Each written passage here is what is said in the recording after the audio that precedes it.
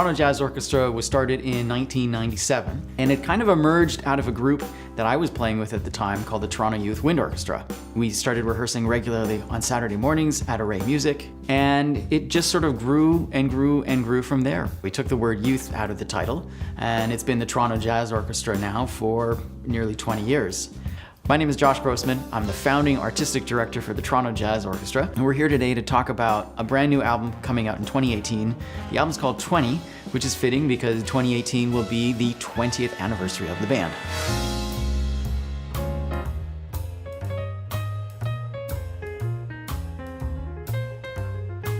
On a very personal level, this feels like an important album because this is the first album that all of the material is mine. So it's either original compositions or their arrangements. And so I'm so thankful to the musicians for approaching this recording maybe a little bit differently than they might have others.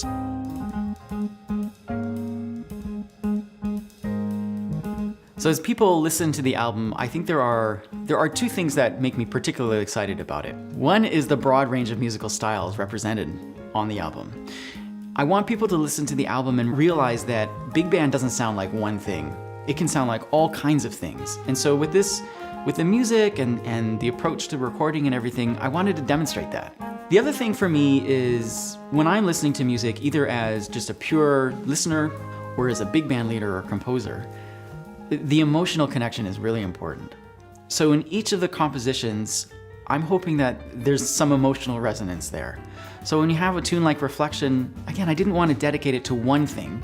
I wanted the title and the music to sort of help any listener reflect on some important moment on his or her life. I think what's nice about hitting an anniversary like a 20th anniversary is taking the time to reflect on where the band started and where it's come over the 20 years.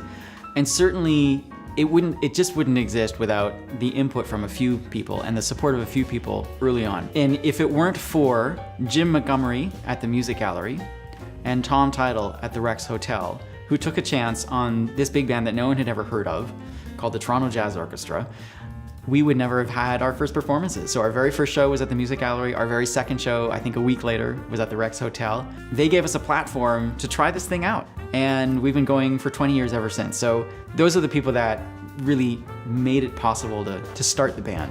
And over 20 years, it would take me hours and hours to say a proper thank you to everyone that has supported the band. So I feel incredibly grateful to get to 20 years with the Toronto Jazz Orchestra. So the plan with 20 is to release in CD format and on all of the regular digital platforms in the spring of 2018.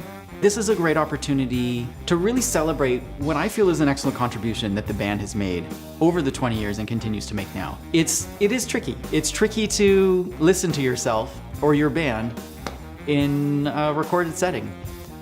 But every time I do, I'm just more and more excited about it.